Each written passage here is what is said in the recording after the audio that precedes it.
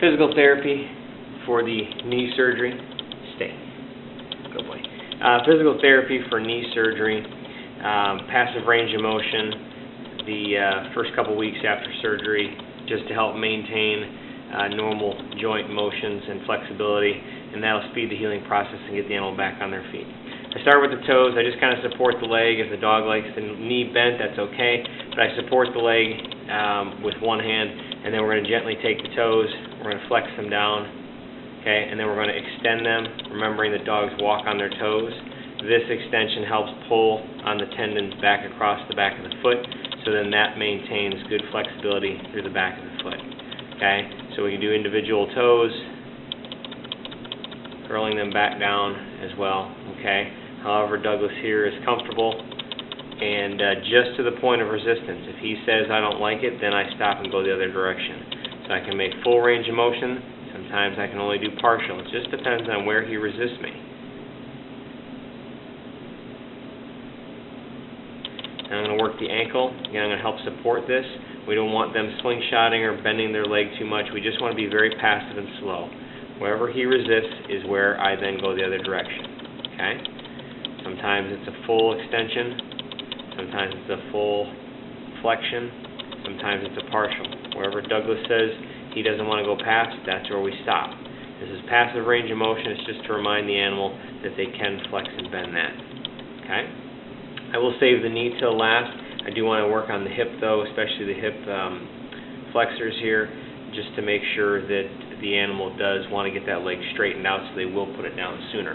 I will support the leg, avoiding the surgery site itself, and then you'll notice me not bend or unbend the knee, but I'll actually just move it in one smooth motion. If I'm moving the knee at the same time, I could be causing some pain or pressure there, and I don't want to inadvertently do that. I want the animal to think that nothing is really changing. See how the rest of the leg is pretty much stock still, staying in that same angle. And again, I just go to the point where Douglas then resists me. Okay? If at some point this post-surgery animal straightens its leg while you're doing this and they want to straighten it like that, that's okay. Let them straighten it. I'll let them relax. If they want to draw it back in naturally without me bending it, fine. If they want to straighten it, that's great. Okay? I'm just being passive. I'm just helping support it. Okay? And again, if the animal's kicking or fussing and stuff like that, we're just going to give a little tummy rub, remind them that it's okay. Okay? So, again, if he's not straightening it himself, I'm just going to bend it at the hip only, leaving these other joints steady. Hi, buddy. You're a good boy. Alright. So that's your passive range of motion, and then the surgery joint itself. Okay, I'm going to support the thigh with one hand up here, so that way the animal doesn't keep drawing its leg away from me. And I'm just going to try to straighten the leg. And then I'm going to bend the leg back, just to the point of resistance. He didn't resist me all the way back, so I went all the way back. He's resisting me a little bit there, so I'm going to come back again. He stopped me there, I'm going to go forward again. He stopped me there, I'm coming back. He lets me flex it all the way. He lets me extend it all the way. I'm putting no pressure on him, I'm just slowly, gradually moving this. I'm moving about as hard and vigorous as I will a little baby's leg or a baby's arm. I wouldn't want to injure the baby, and I don't want to injure my post-surgical pet either. Okay? So that's your passive range of motion. Start at the toes, work your way to the ankle, keep this angle, and just slowly bend that back and forth. Again, we're only rotating on this hip joint. Okay? I'm not changing the knee, and I'm not changing the ankle. Okay? Now, Douglas is not a post-surgical, but you can see he doesn't extend very far. He would extend more if he did straighten that leg. If your dog wants to straighten the leg, that's okay too.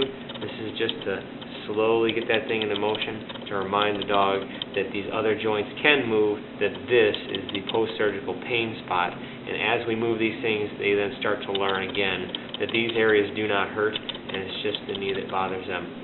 As they figure that out, the medications and anti-inflammatories and pain medications take care of the post-surgical pain.